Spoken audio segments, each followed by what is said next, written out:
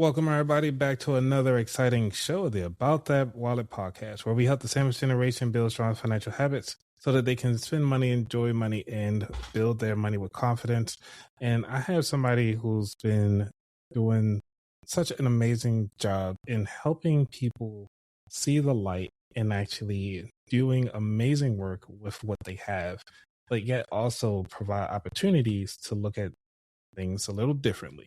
And by means of either utilizing AI, figuring out your website, and if you feel as though this is something that you need, this is where you need to be.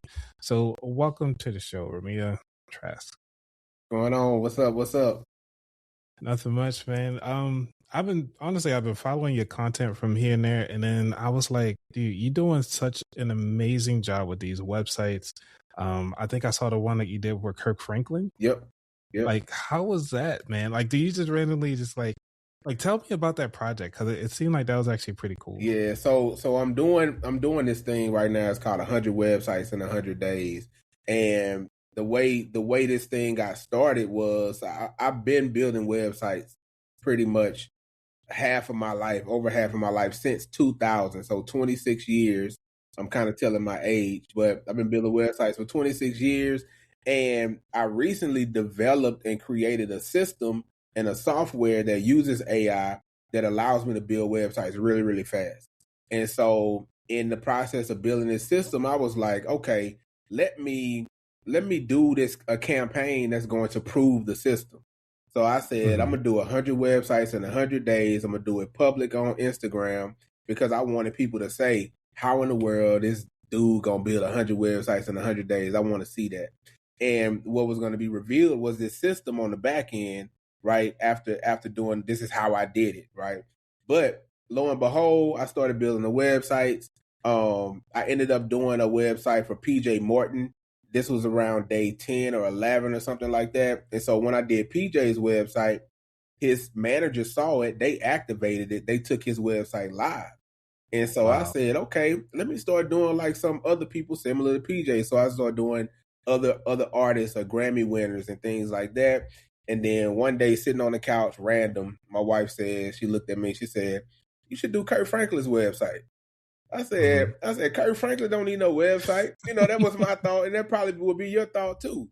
Like, he Kirk Franklin. He got right. But I sat there, I opened up his website on my phone and it was not good. Like it didn't represent Kirk. And I said, you know what? I'm about to rebuild this website. I built this website and I posted it the next day. That post went viral. Kurt saw it. A bunch of people, it was like the whole internet was rooting for me. They was like, Kurt, you need to see this, you need to see this. And the next day he sent me a DM, him and his manager. They said, Remiah, we like the website. We want to take this website live. What do we need to do? You know, they asked me for an invoice. I sent them an invoice. They paid it. We took the website live. Like, so I built it one day. I posted it. The very next day, he paid for it. It went live. And you go to kurtfranklin.com right now. That's his website. And not only did he do that, he decided to do a reaction post the next day, right? So this is like a Wednesday, Thursday, Friday, and this is just all this momentum building. And he tagged me and collaborated with me on that post. That post now is at about 350,000 views, which is crazy. And once that viral moment happened, it flipped the campaign on its head. And it was like, okay, you build celebrity websites now.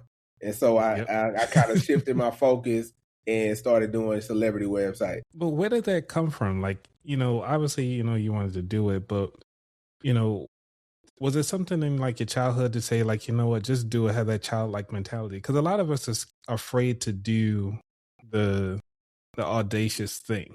Yeah. To do the system or to do the website for Kirk? Just to do it in general, because like a lot of us are afraid to take that leap. Yep. You know what I'm saying? Like how you say, even with Kirk Franklin, as big as he is, like who's really to think that they're actually listening? Yeah. So this is a twofold question. It's probably going to open up some stuff you didn't realize it was going to open up. So as a kid, I remember, and I say as a kid, I was probably, I'm 45 now. As the time of this recording, I'm 45 years old, right? And so I remember when AOL came out, bro. I'm 16, 17 in my mom's room because it was a one computer in the house, right? And it's in my mom's room. And I got that disc. It wasn't even a download. I got that disc and I got online. You know, you've got mail. That whole thing. Oh yeah. And you have to wait for like 10 wait minutes for 10 minutes for it to come up. But I remember that feeling of being online for the first time. And I remember just being on my mom's computer for hours. And before I realized it was like 2 a.m. And I got on the computer at 7 o'clock. So I had that same feeling again when I tapped into Claude, right? So I've been using AI since the day GPT launched. I downloaded it and I've been playing with it. And I started using all the other ones as well. And then I never tapped into Claude until recently. I had a friend saying, Remiah, you need to check out Claude. Another friend, you really need to check out Claude. And in my mind, I'm like, I got chat doing this thing. I don't need no Claude. I ain't trying to switch. I ain't trying to do none of that. I don't want to hear nobody about Gemini. None of that. You got that loyalty. Yeah. Very much loyal, just like how we are with iPhones. But one day I said, let me download it. I downloaded Claude, and this was in February of this year, 2026. Downloaded Claude, and Claude had just did a new release I wasn't aware of. They just did a new release that same week that I downloaded it. I made a mistake, and I created a slideshow, a presentation on accident. And I was like, if this thing can do presentations, I wonder if it can help me build a website. And so I started messing around with the website stuff, and then something got created, and then just my brain just had that same feeling way back in 1996 when I first got on the internet. Right? I had that same feeling, and what's crazy is is that 30 years? It's like 30 years ago. Yeah, that's 2026. Yeah, that's 30 years ago. Same feeling like a kid again. And I was at my computer all night long, building, creating things. And I said, I wonder if I could build a system that lets me build websites automatically. I built that system in like 3 weeks.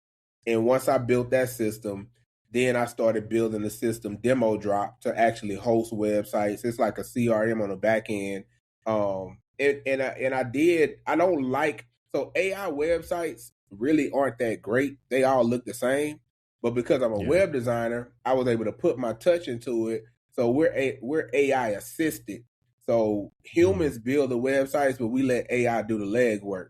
And that's how we're able to get the look, the feel, and the functionality that we get with these sites. But it happened all because of that child mentality of, I wonder if I could do this. I wonder if I can do this. And then with the whole Kirk Franklin thing, man, that was just stepping out on faith and saying, I'm gonna build it. Maybe he'll see it. Maybe he'll see it. Maybe he won't. But I definitely said in my video, y'all, please tag Kirk Franklin in the comments. If you go to church with Kirk, show this to him. You know, stop him doing offering. Like I made a plea like 20 times. And and the people, I thank y'all. If you're watching this video and you shared this video, I want to thank you so much, because it really was a game changer. Like that moment changed my life. It changed my business. Yeah, I did tag. Yeah, because I was part of that movement too. Because I did tag him too. Because I remember I saw it and I was like, "What? Kirk Franklin actually did repost this." Okay, so I appreciate you, bro. Yeah, man, of course. Because one of the things that we talk about the sandwich generation, which is the parents who have kids and also they take care of their own parents at the same time. So can you just talk about the important role of your mom in that situation? Of, first off, we know at AOL, as soon as you pick up that phone, you lose a connection. So talk about, like, how was that growing up, like, far as your mom having that impact on you to where you are today? Yeah, so my mom is that's my girl. Like, she's my rock. My dad he's in my life, but I didn't grow up with him, right? So I was raised by a single mother. And she made sure I went to church. We wasn't missing no church. She also was a teacher And then she moved on to become a librarian. But when I was in grade school, she was a teacher at the same school that I went to, and she actually was my 5th grade teacher. Imagine that. That's some crazy stuff. They not even supposed to do that, but the way it happened was my mom got hurt. She played softball. She got hurt over the summer. My 4th grade year summer, she got hurt, and she had surgery. So when 5th grade came around, I was in another teacher's classroom that was taking my mom's spot. Well, 2nd semester, my mom came back, and she happened to be teaching in the class that I was in. And that was even weird because I would try to call her Miss Trask, and she was like, one day she tapped me on the shoulder. She said, "Just call me Mama." Yeah. But I didn't want for anything, bro. Like, I don't know what lack is. I'm sure she wasn't rich. You know what I'm saying? Like, I know what the teacher salary is today, so I can imagine what the teacher salary was back then. 40 plus years ago, 30, 35 years ago. But bro, I had Atari when Atari came out. I had a Macintosh back in the 80s. I had a Macintosh. I had Nintendo. I had the Sega Genesis. You know what I'm saying? If you name it. You were the kid that like everybody liked to come over. Like everybody was at my house, bro. Right. Everybody stealing my games. Nah. Yep. Hey, you can speak true because I know it. You're like, yo, you can borrow it. They don't see them for like 5 years later. Then they wind up moving. Oh yeah, man, it got lost. And come on, bro. Yeah, but that was my life, man. So and I lived in a house with my grandmother as well. So it was my grandmother, my mom. So I had a great upbringing, man. I didn't know I didn't feel like, I'm being raised by a single mom. I didn't feel that at all coming up. And she kept my uncles around me. And I told my uncle just recently passed away, and I told this story that appreciate it. They put 2 fears in me. They put the fear of God in me, and they put the fear of Uncle Man in me, because they was always, I'm gonna call your uncle. Don't call my uncle. Hey, shout out to your moms and all moms out there. Really, they be holding it down for sure. For sure. Because my mom always support the show, but now that I don't do live like static time, she always catch the replay. Yeah, shout out, mom. Bro, my mama bought me a brand new car my senior year in high school, off the lot, brand new Honda Civic. So, come on, yeah, gotta shout out to mom. Man, so having that understanding now, do you have any children? I do. I have 3. Oh, wow. So how is now you are taking your childhood memories and experiences and like dumping it all into them? Like, they have the same interests, or they just kind of like, man, whatever, that's that. So they have different interests. All of my kids are completely different. Okay. I have a 22-year-old. He's a music producer. His name is Kyrie. He goes by Lil K Dub. You probably heard his music. He produces for NBA YoungBoy, Rod Wave, Polo G. Has multiple platinum records that he has produced. And so he's taken like the music path, but he has the creativity and the arts, all of that stuff. He could easily be a great web designer if he chose to be so. But I play keys too, so like all of my kids follow the music path. My wife sings. So my daughter sings and she dances. And she's actually working with me this summer. I'm training her how to build websites, but she just doing it because she want to get paid. She wants to be a doctor. And then my youngest son, Christopher, who is my daughter's 18, my youngest son is 14. He's in the band in high school. He plays the tuba, so all of them have that musical trait. And since a kid, he's loved dinosaurs. He's been wanting to be a what is it? The paleontologist? Yeah, paleontologist or something, whatever. I might be saying somebody correct us in the chat. Yeah, please do. That thing, the thing that Ross was on Friends.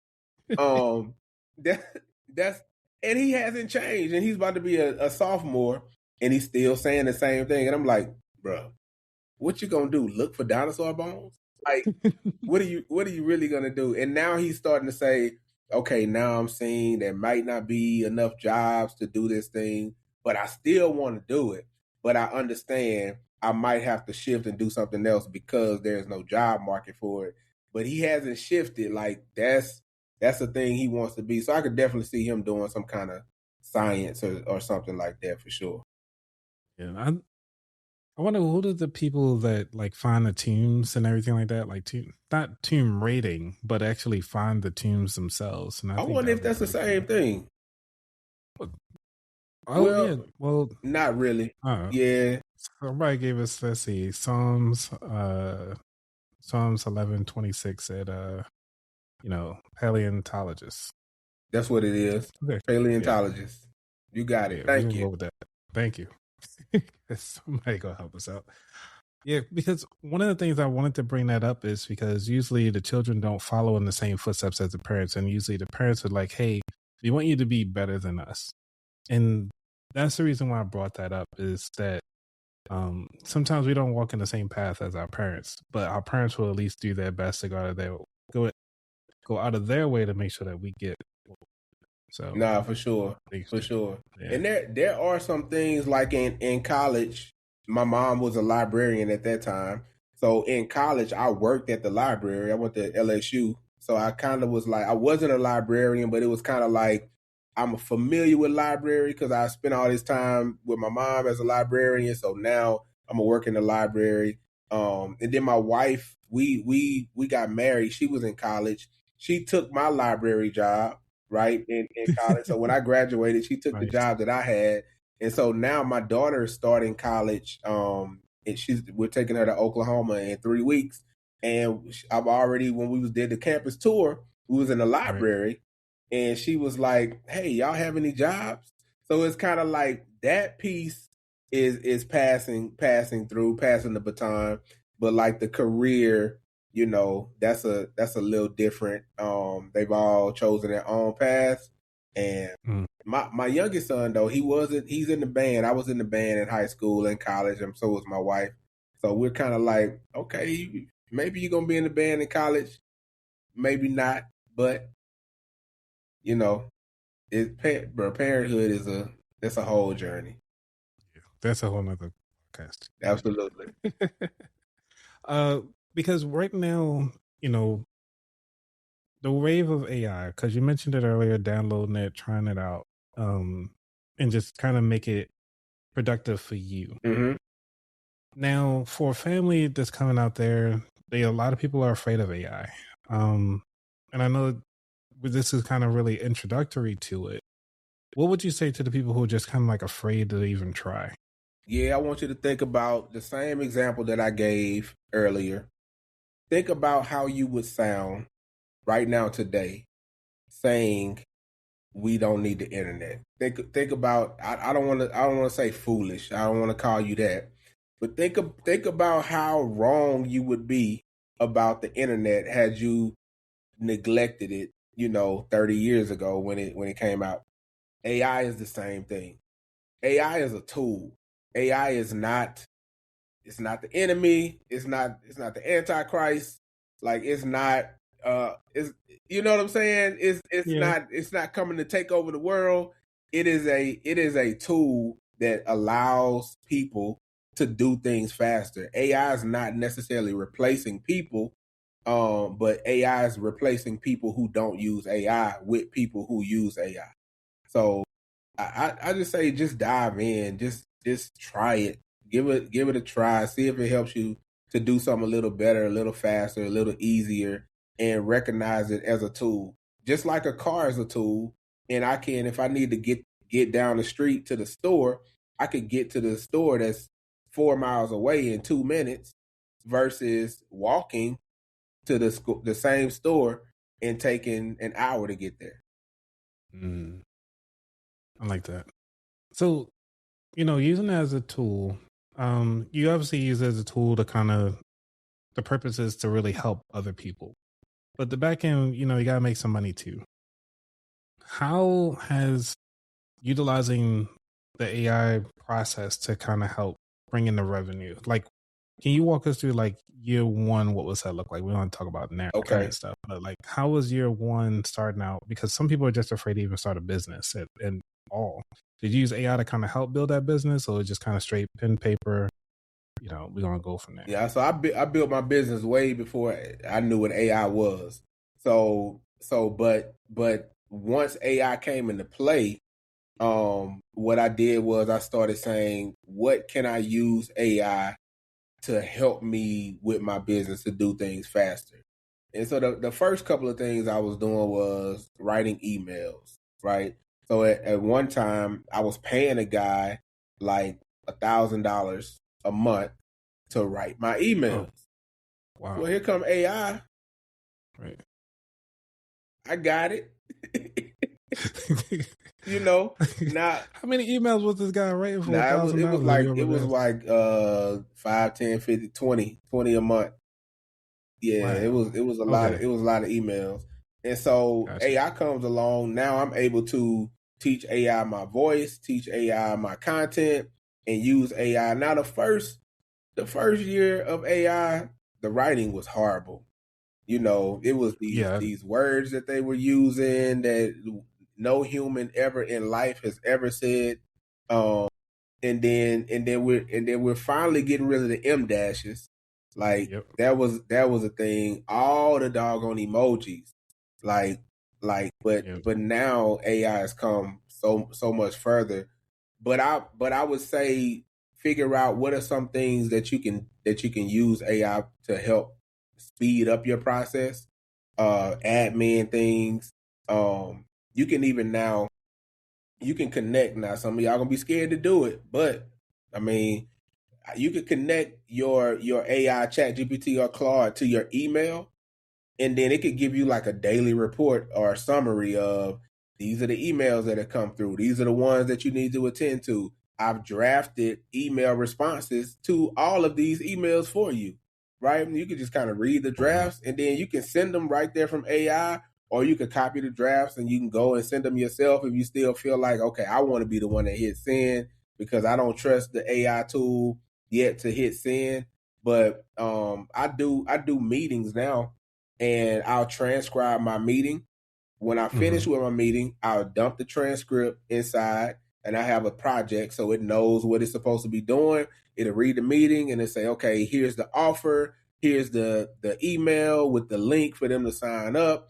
Boom, send the email. So now after my meeting, I'm looking all professional. Hey, what's up, Anthony? It was great talking to you on the podcast.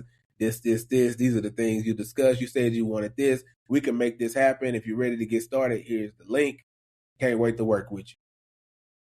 Too easy. So easy. I like the template. Yeah, that's it.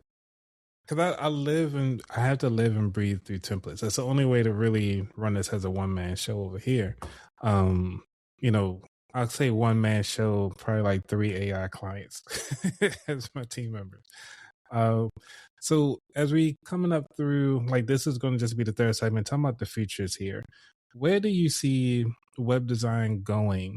Are we really going to really replace, because you mentioned a little bit earlier, it's just the people who utilize AI versus the people who are afraid of AI. Where do you see this going, where a lot of people are fighting these data centers for going forward when it comes to the web design process? So where do I see the future of web design? Yeah. So I really believe, and people have told me this themselves.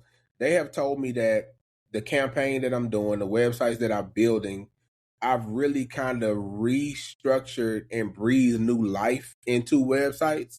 Even people who were saying, I don't even care about a website anymore. I'm just going to use social media. I'm just going to use these landing pages. But as far as being a web designer or being afraid that, hey, nobody needs me anymore because you could just go get one of these AI websites built real fast. What's going to happen is human emotion and human psychology is never going to change. It's always going to be the same. And so when you have a purely AI built website, there's no feeling. There's no emotion. There's no human psychology. And I'm sure over time they're going to try to mimic that because they're always learning. I'm probably teaching it a lot with the stuff that I build. But I know as of right now, you can always tell an AI built website because it's completely dark. I've noticed that. Yeah, it's completely dark. and darkness represents lack of life, right? And that's basically what the AI websites are. They're lifeless, right? They function well. You know what I'm saying? They even kind of look good, but I'm like, we need some color. We need this. We need to sprinkle some movement in here. We need some pictures. We need some video. Like we're gonna make you know that this is human driven. And so that's gonna be the difference. You're gonna always have people who are lazy, who don't put the time in, and if you just put a little more time and effort in, you'll win. And that's with anything in life, not just this part of business. Anything in life, you put a little more effort in, you'll win. All right. So, is there anything that you want to say before we dive into the final 4 questions? Not as it relates to that. I think that was good. All right. Well, first off, I mean, we gotta shout out the name of the business because that's freaking amazing. Yes. Freaking amazing marketing. Like that's it. Freaking amazing marketing. My brand is Be Freaking Amazing. And that's kind of where it started with this. I used to have this slogan. It would say, have a freaking amazing day, and then it turned into Be Freaking Amazing, right? Because I wanted to be action behind it. And then I decided to change the name of my business. It was Design Baton Rouge. I moved from Louisiana to Dallas 3 years ago. I said, okay, we gotta change the name. So Freaking Amazing Marketing it is. Love it. All right, so you ready for the final 4? I'm ready. Let's do it. Yeah, I see I got a little light music over here. Get you rolling. If I find my thing. This is the only thing about live is like you get all the fun stuff back here. Oh, for sure. Yeah. But we're just gonna roll with it. Because I don't want to press a button and be the wrong song. All right, so question 1. What does wealth mean to you? So wealth means having the fullness of what you need, and actually having more than enough for you, your family, your friends, and anybody else that you want to support.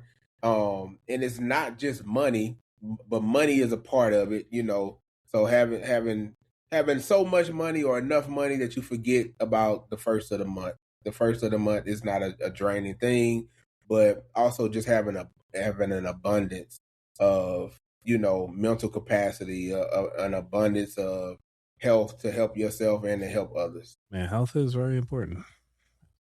Absolutely. Number 2, what was your biggest money lesson? Ooh, my biggest money lesson came back in 2013, something like that. I think it was 2013. I had a mentor who has an organization. It's actually an ITI Technical College. And he gave me the opportunity to make a presentation to build a website for the college. Okay. And so I'm trying to figure out what the price needs to be. And I priced it at $10,000. And I'm thinking back in 2013, $10,000. I'm like, yeah, we about to kill this. I hope I get it. And he my mentor. I know he gonna give it to me. I did the presentation. After the presentation, he told me, he said, Remiah, you got the contract. The team loves your presentation. And I want you to know I had nothing to do with it. I wasn't picking it. I just put you in the mix to give you the opportunity. He said, but you underbid by about $30,000. $30,000. So it was a $30,000 lesson. And he said, I'm not going to pay you the 40, which is what we would have paid you had you bid it. I'm going to pay you the 10 because that's what you asked for. But you're going to have to learn to do your research and understand who you're working with, what types of budgets they have, ask better questions so that you're not undercharging for your services. And my God. Yeah, so I got one question now. This is outside the 4. But what is one question that you would recommend everybody to ask when they go to bid? Because we gotta promote ourselves anyway. When we do for jobs and everything like that. And obviously you got to promote yourself as the business owner. What is that one question that you think that can go both ends that you would actually start asking now? What's your budget range? Just out right straight there. up. What you want to pay? What will you? Show me the money. I'll show you the services. What were you expecting? Because most people they're gonna tell you the low end of their budget, right? They'll say, or if they give you a range, right, you always take the high number, because if they say the number, that's a number that they're willing to pay for that service. So if they say something like about 2,000 to 3,000, okay, I could do it for 3,000, right? Gotcha. Because if the number came out of their mouth, it's in their bank account and they're ready to pay it. I like that. Thank you for that one. Number 3, is there a book that inspired your journey or changed your perspective? Yes, and it's not behind me. It's a book called The One Thing. By who wrote The One Thing? Is it Gary? I'm about to look it up right quick. Yeah, I'm looking at it right now too. One Thing. I've seen the one. I think I read this book. Yeah, it's by Gary Keller. It's the same guy who runs Keller Williams, the real estate company. Mm-hmm. So the main thing about this book is one main thing, and it basically says, it's a question: what's the one thing you can do such that by doing it, it makes everything else either better or no longer needed, right? And so you always are saying, okay, what's the one thing I need to do? But it's also about having extreme focus. So like right now, I'm doing this podcast. If I was doing this podcast and trying to like check Instagram or, doing some other stuff on my other screen, it wouldn't be effective. So I need to focus on one thing at a time. It's a multiple fold book, but those are the two main principles. Focus on one thing at a time. You'll get more done. And then focus on the number one thing that you can do. So if you're trying to dig yourself out of a hole, financial wealth, one thing you can do is you can put aside $100 every week and start you an investment account. Don't do nothing else with that $100, because that is the most important one thing you can do. So that's a great book, bro. I like that. Number 4, what is your favorite dish to make? Oh man, my favorite dish to make is probably gonna have to be, bro. I do a mean steak, like on the grill. So I got this pellet grill. I do a mean steak, but I like to cook. It's hard to say a favorite dish. I made some buffalo chicken last night. I baked it, and then I put like the Frank's buffalo sauce in it, and I sprinkled with some mozzarella cheese. Sounds good. It was so good with some broccoli rice. Oh, bro, it's gone too. I would say I'm gonna go get me some, but it's gone. My stomach started growling when you're talking about it. I was like, all right, look, glad this mic don't pick it up. Before we go, last question. I got a question from the audience here about Psalms 11:26. They asked, do you all have any AI platforms that you recommend? I think they joined a little later, but if you had to pick one of the tools, is there actually one tool that you can live and breathe by? Like, you know what I'm saying? This is the one I'll die on the hill for. I can't. I need multiple tools. So I'm gonna give you my top 3 AI tools. I use Claude just because Claude is a much better tool for business stuff. It's clean, it's professional. Claude is your corporate, right? Claude wear a suit and tie. Then ChatGPT for image type things or things that's going to help you to imagine a vision of something. I use ChatGPT for that. And then I use Otter.ai because I transcribe everything, every meeting I have, whether live or in person or on Zoom. I transcribe my meeting so that I can have my words and I can be able to take it back to actually train the AI on how I think, how I talk, how I'm functioning, so it can say exactly what I said versus trying to make something up. I like that, man. Thank you for that last tidbit, because I use multiple tools, but that was one of the few I have yet to do like a deep dive in it. It's Claude. I'm using it to write up another podcast that I'm about to do a spinoff on, but I haven't started to utilize it for an application side of the house. That'll be the next one. Yeah. All right, so this is the very last question of the show, which is, where can people find out more about you? Okay, so the easiest way to find out about me, to get in touch with me, is to follow me on Instagram. That's where I live. That's where I do all my ripping and running. Literally, Remiah Trask. So it's at Remiah Trask is my Instagram. And if you just want to go to my website, you can go to freakingamazingmarketing.com. But that's where you can find me. Man, this interview has been freaking amazing. So thank you for Mariah for setting this up. And one of the things I just want to leave you for the audience right now, your call to action, is to try out one of the AI tools. Find a task that's constantly repetitive that you're tired of dealing with, and just give it a shot. Try it out. Granted, you might use that one bottle of water, but remember, do not treat it as if it was you. Treat it as if it was an assistant, a friend of yours, a person of expertise, and really take a deep dive into it. So I want to leave that with you. Make sure you guys, if y'all want to get more of this, go ahead on and like, subscribe, share. Make sure that you download the podcast on all of your social media platforms so that we can continue to have amazing guests like Remiah and so many others. And definitely take a listen to some of those stuff. We always here. All right, everybody. Y'all be safe. We out. Peace. Peace. Too easy.